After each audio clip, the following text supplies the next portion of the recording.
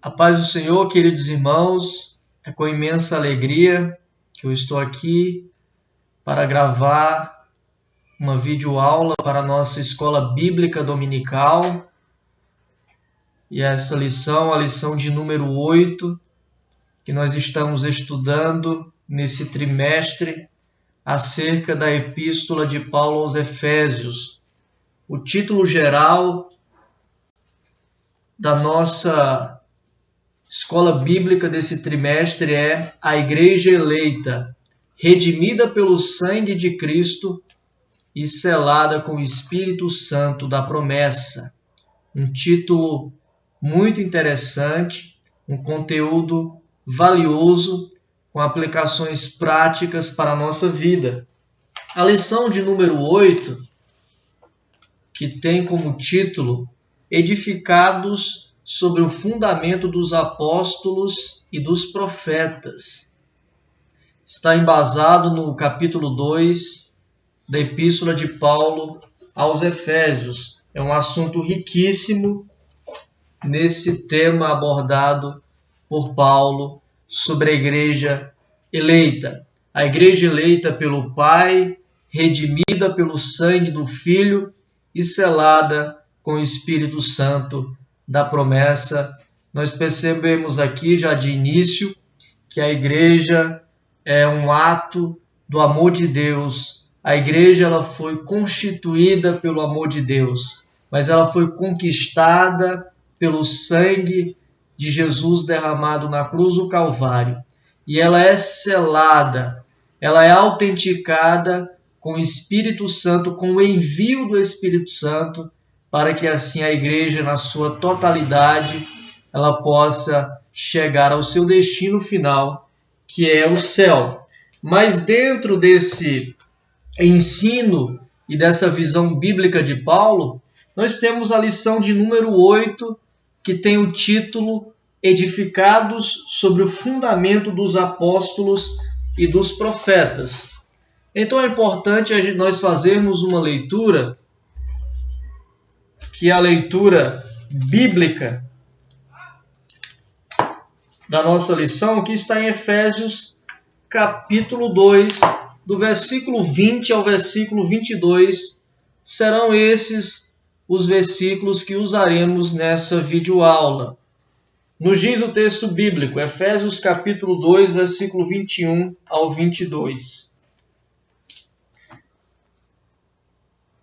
Comecemos o versículo 19. Assim que já não sois estrangeiros, nem forasteiros, mas concidadãos dos santos e da família de Deus, edificados sobre o fundamento dos apóstolos e dos profetas, de quem Jesus Cristo é a principal pedra da esquina, no qual todo edifício, bem ajustado, cresce para templo santo no Senhor, no qual também vós juntamente sois edificados para a morada de Deus no Espírito. Amém, queridos irmãos? Então, tendo esse texto bíblico como base, nós podemos perceber aqui, fazendo uma análise da Epístola de Paulo aos Efésios, nós podemos entender perfeitamente aqui que Paulo ele vai usar essa metáfora, essa analogia da edificação, querendo trazer um ensino referente à igreja. Nós vemos já no versículo de número 19 que Paulo ele usa uma expressão, ele usa no versículo de número 19 uma expressão dizendo que nós já não somos mais estrangeiros, nem forasteiros, mas agora nós somos concidadãos dos santos. Paulo tem em mente o antigo sistema religioso dos judeus, em que todos os gentios eram considerados estranhos. Estudamos nas lições anteriores. Todos os gentios eram considerados inimigos de Deus. Estavam afastados, privados da promessa e sem nenhuma esperança. Mas com a ascensão do reino de Deus na pessoa do Filho bendito Jesus, agora nós não somos mais forasteiros. A parede que separava judeus e gentios, ela foi derrubada. Cristo derrubou essa parede, que era uma parede física. Mas além de ser uma parede física no Templo de Jerusalém, era uma parede também étnica, religiosa, uma parede do preconceito, uma parede da privação. Essa parede ela foi derrubada e nós agora temos o acesso livre, perfeito e gracioso à presença do Pai. Então, Paulo está construindo o seu argumento em cima dessa ideia que nós estávamos separados, mas que fomos ajuntados, fomos congregados em Cristo para estarmos unidos a Ele. E nessa congregação agora, não existe mais judeu e nem gentil. Existe a igreja do Senhor.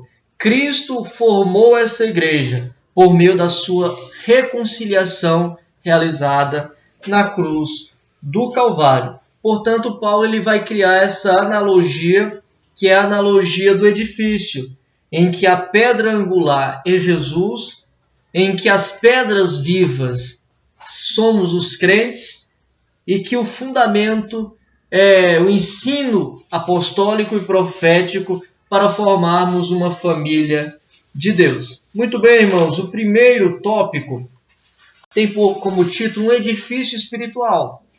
Um edifício espiritual. Paulo usa essa linguagem de casa espiritual, de templo espiritual, em comparação ao antigo sistema religioso judeu, em comparação ao antigo templo judaico. O templo em Jerusalém era um alto ponto de identificação, em que a igreja estava, de uma certa forma, separada de Deus. Mas Deus, agora, sendo bondoso por meio de seu Filho Jesus, ele veio a se tornar o autor e consumador da fé de todos aqueles que creem em seu nome. O antigo sistema judaico era um sistema que privava os gentios. Embora nas profecias do Antigo Testamento há sim um cuidado de Deus em revelar para os seus profetas que os judeus, não somente eles, estavam inclusos nesse projeto de salvação, mas que também os gentios estavam inclusos nesse projeto.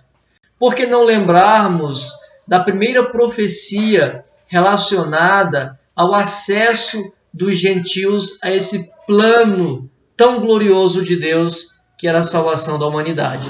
Está em Gênesis capítulo 3, versículo 15, quando nós vemos que em Gênesis 3, capítulo 15, quando a palavra de Deus é enfática em dizer que o filho, o descendente da mulher, ele pisaria a cabeça da serpente. Nós vemos também em Gênesis capítulo 2, quando Deus chama Abraão da terra de Ur dos Caldeus, que Abraão abandona Ur dos Caldeus, que Abraão habita em Harã e posteriormente adentra a terra de Canaã, mas antes Deus havia ordenado, Deus havia trazido uma palavra profética, uma palavra graciosa para Abraão, dizendo que nele, em Abraão, seriam benditas todas as famílias da terra. Mas alguns judeus não entenderam essa mensagem. E o sistema religioso judaico era um sistema que privava os gentios, por assim dizer, de adentrarem, de terem acesso a esse templo. O santuário judeu tinha como principal característica essa proibição, tendo até uma placa que dizia que os intrusos seriam penalizados. Mas Jesus, ao morrer na cruz, ele removeu toda essa parede de separação, ele trouxe uma paz entre judeus e gentios. Não existe mais o povo judeu, não existe mais o povo gentil. Existe agora o povo de Deus. É aqui que nasce o conceito de Paulo de santuário cristão. E nós podemos ver isso já no Antigo Testamento. Quando Davi, por exemplo, ele intenta construir um local físico pré-estabelecido em Jerusalém, um local que não fosse mais um local móvel, mas um local imóvel, onde o povo se congregaria para adorar a Deus. Quando Davi tem essa intenção, ele é proibido por Deus de efetuar, de realizar essa construção. Mas seu filho Salomão, quando ele faz essa construção, quando ele constrói o templo, nós podemos perceber que já Salomão tinha em mente que aquele local em que foi construído para a adoração a Deus, para a congregação, para o ajuntamento do povo judeu, certamente não representava um lugar exatamente em que Deus haveria de habitar. Está lá em 1 Reis, capítulo 8, versículo 27, quando Salomão, inspirado, diz: eis que os céus e até os céus dos céus te não poderiam conter, quanto menos esta casa que eu tenho edificado. Nós percebemos aqui que Salomão tinha em mente que não era meramente aquele santuário que iria conter a presença de Deus. Embora Deus esteja potencialmente em toda parte, no seu poder, na sua majestade, nas coisas criadas, essencialmente Deus habita os céus, os mais sublimes céus. Então, embora Salomão entendesse que aquele lugar era um lugar propício para o ajuntamento e Deus se revelaria ali, aquele não representava certamente um lugar místico, onde certamente Deus teria a obrigação de abençoar. É nesse sentido.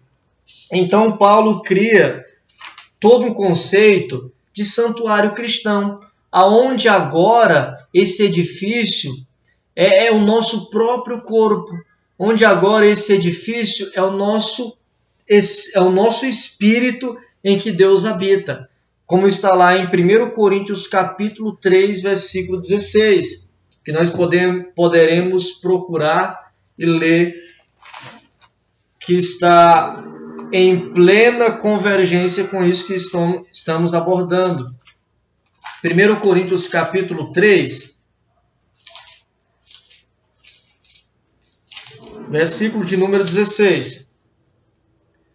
Paulo usa a expressão: não sabeis que sois santuário de Deus e que o Espírito de Deus habita em vós? Paulo é bem enfático em dizer que aquele templo, todo aquele sistema religioso do Antigo Testamento, ele havia se tornado obsoleto.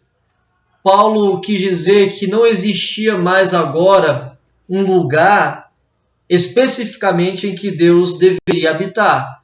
Mas agora a habitação plena de Deus seria o nosso próprio corpo, se tornando santuário do Espírito Santo de Deus, o vínculo de amor entre o Pai e o Filho, que seria Deus habitando em nós. Então essa é o pensamento de Paulo, construído nessa metáfora, nessa analogia do santuário espiritual.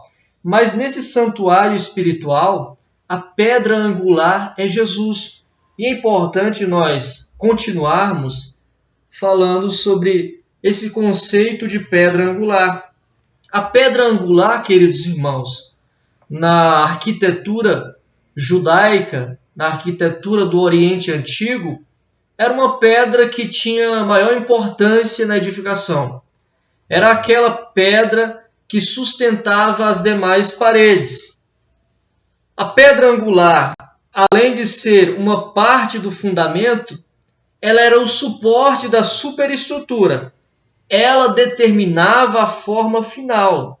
Ela colocava a junção das paredes primárias.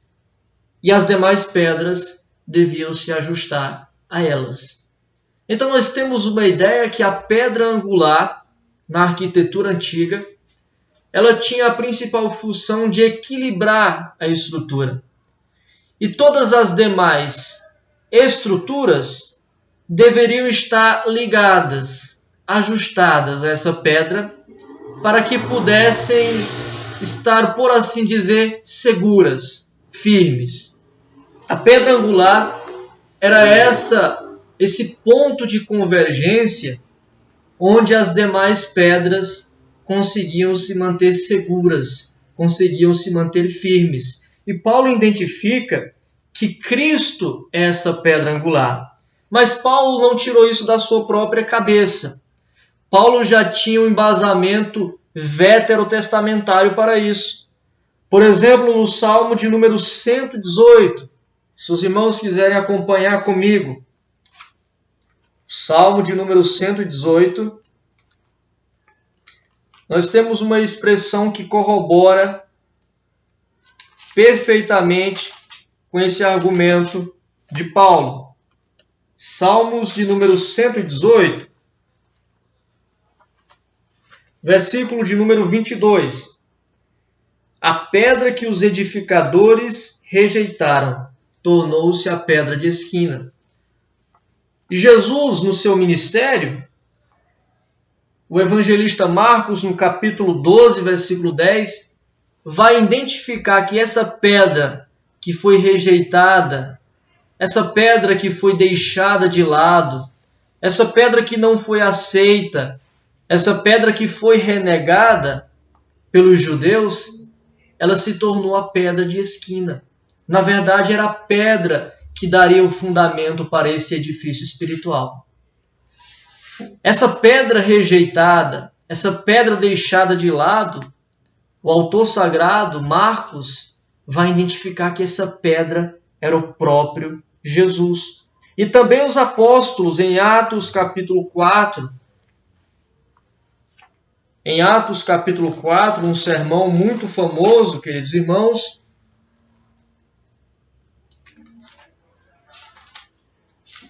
o versículo de número 11, nos diz assim, no sermão de Pedro perante o Sinédrio: ele é a pedra que foi rejeitada por vós, os edificadores, a qual foi posta por cabeça de esquina.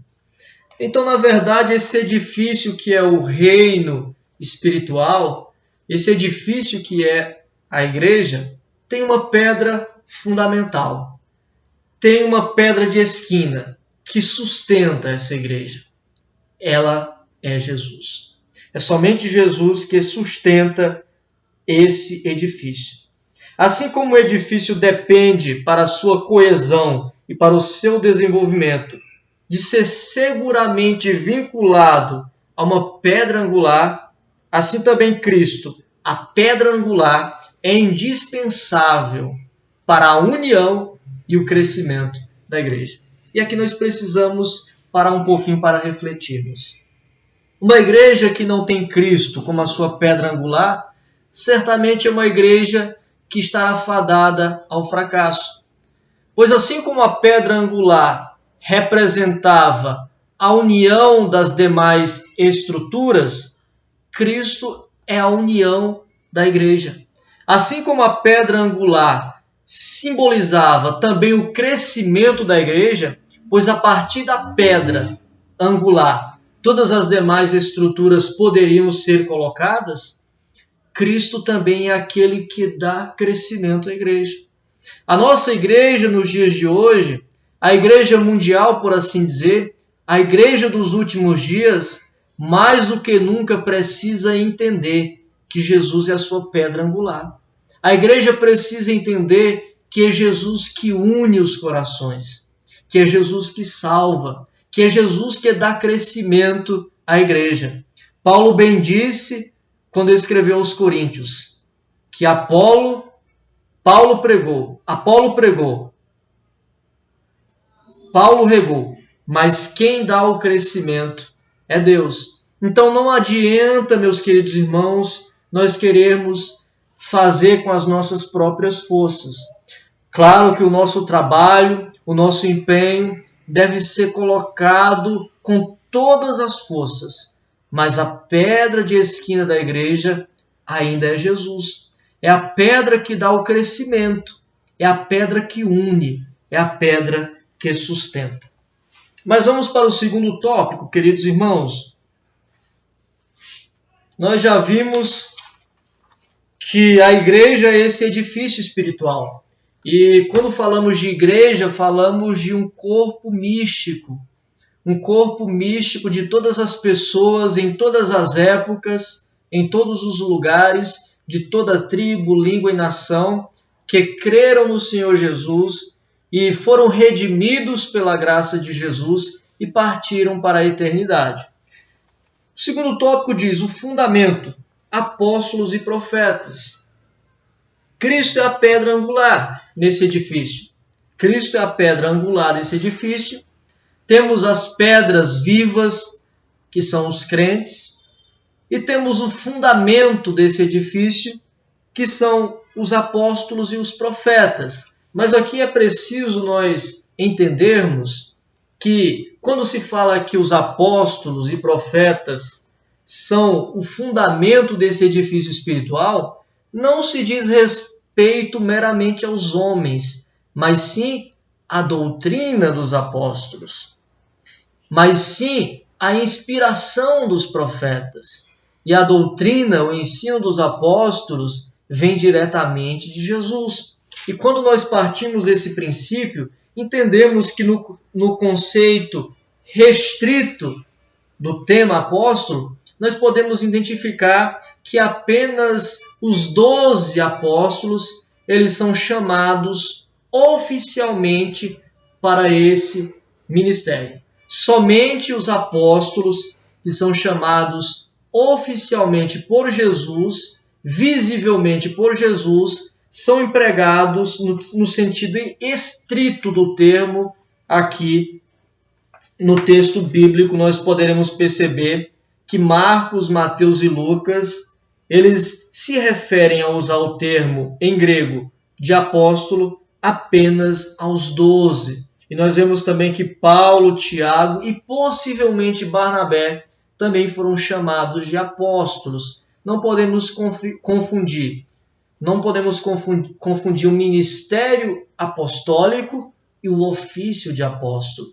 No sentido de ofício, não existe ninguém que foi chamado, enviado diretamente por Jesus no seu ministério nos dias de hoje. Então não existe o ofício de apóstolo nesse sentido, de ser chamado diretamente por Jesus e ser enviado diretamente por ele. Apenas os 12 detêm esse requisito, mas existem os dons ministeriais, inclusive o dom de apóstolo, que é aquele que é enviado por Deus, que recebe uma autoridade ímpar no tocante à revelação para realizar um grande feito na obra do Senhor. E eu vou citar Elienay Cabral. Elienay Cabral, ele corrobora com esse pensamento quando ele diz que esses apóstolos, eles tinham autoridade ímpar na igreja, no tocante à revelação divina e à mensagem original do Evangelho, como ninguém mais hoje o tem.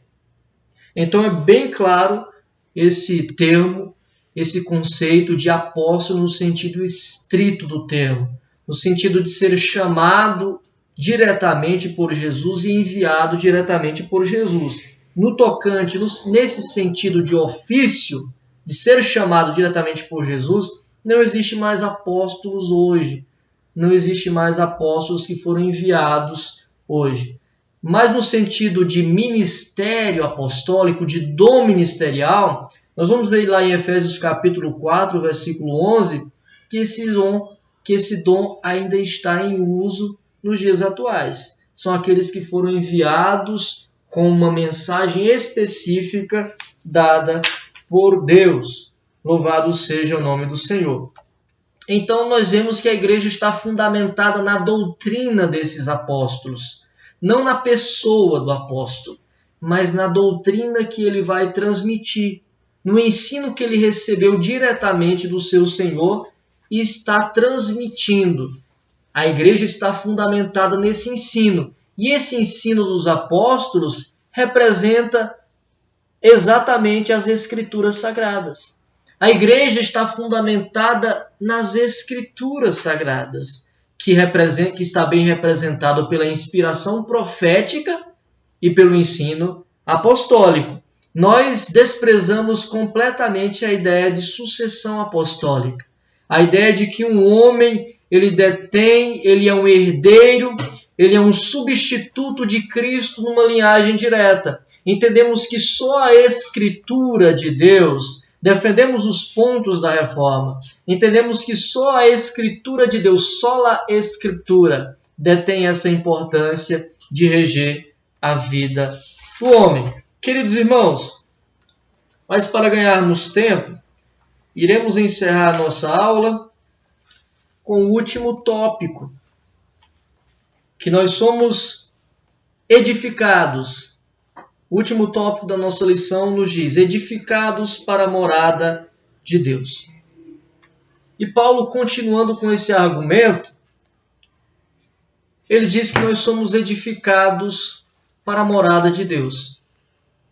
Mas veja bem, para que Deus habite em nós, por meio do seu Espírito Santo, para que Deus habite em nós, para que o Espírito Santo ele habite em nós, é preciso que esse edifício que é a igreja esteja bem ajustado.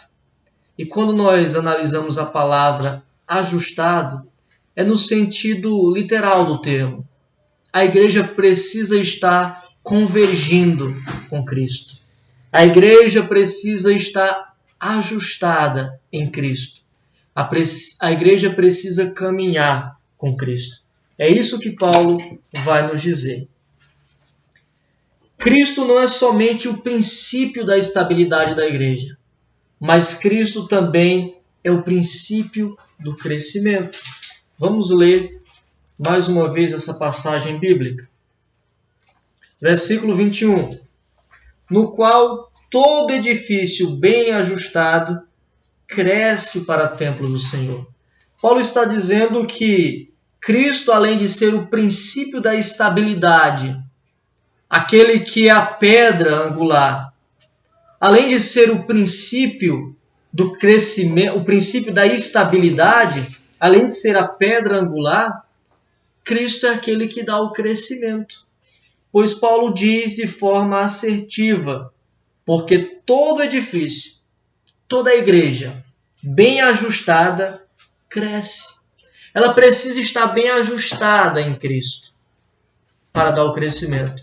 Cristo, além de ser o princípio da estabilidade do edifício, da igreja, Cristo também é aquele que dá o crescimento para a igreja. Então, a igreja, nós precisamos estar bem ajustados nele. Precisamos estar ligados nele. E usando outra analogia que está nos evangelhos, mais especificamente no Evangelho de João, nós precisamos estar ligados à videira. Nós precisamos estar ligados à videira para que venhamos a dar frutos. Paulo está dizendo que nós precisamos estar ajustados, precisamos estar bem próximos, ligados a Cristo. E esse é um dos maiores problemas da igreja em todas as épocas. Ela deixou de estar ligada ao seu Senhor. Ela deixou de seguir as ordens do seu Senhor. A igreja está desmantelada. A igreja está caminhando por caminhos errados. A igreja muitas vezes está seguindo aquilo que dá certo e não o que é certo. A igreja muitas vezes está seguindo os padrões humanos e não os padrões de Deus. Nós precisamos estar ajustados. Nós precisamos estar ligados a Cristo. Senão nós estaremos fadados ao fracasso. Na parábola que Jesus nos contou, ele diz que aquele que estava com a sua casa edificada sobre a rocha foi capaz de superar as enchentes, foi capaz de superar as grandes tribulações que sobrevieram. Nós precisamos estar arraigados em Cristo. Precisamos fundamentar a nossa fé, a nossa vida em Jesus Cristo. Louvado seja o nosso Senhor. Então, Cristo, muito além de ser apenas a estabilidade, muito além de ser apenas aquele que dá um suporte, que dá estrutura à igreja, Cristo também é aquele que dá o crescimento. Nós pregamos, outros vêm e discipulam, mas Deus é quem dá o crescimento para a igreja do Senhor. O segundo subtópico nos diz que uma vez que nós estamos ajustados em Cristo, nós agora possamos ser templo do Senhor. Nós podemos ser agora templos do Senhor. E a palavra aqui é usada no sentido de que Deus, Ele vai agora habitar em nós com a sua presença. Ele vai, assim como Ele fazia no Antigo Testamento, assim como o Santo dos Santos era o receptáculo da bênção, do poder e da glória divina, agora nós somos esse receptáculo do poder e da glória de Deus em nossa vida. Estando ajustado a Cristo, com essa condição de estarmos ligados à pedra angular, como pedras vivas, usando a linguagem do apóstolo Pedro, estando ajustado à pedra angular, como pedras vivas, pedras secundárias da igreja, estando ajustado a essa pedra angular, nós assim chegamos na condição de receber o poder, de receber a presença de Deus e nos tornarmos, em última instância, morada do Altíssimo. Como há uma profundidade teológica, uma profundidade imensurável nessa expressão de Paulo, quando ele diz que seremos edificados para a morada de Deus no Espírito. Meus queridos irmãos, que essa seja a mensagem de hoje para a sua vida. Que essa seja a mensagem, aliás, de toda a nossa vida. Que nós venhamos a se ajustarmos a Cristo. Que nós venhamos a moldarmos o nosso caráter ao caráter de Cristo. Para que possamos assim sermos receptáculos de Deus. Recebermos a sua presença. E recebermos e passarmos a ser a morada de Deus.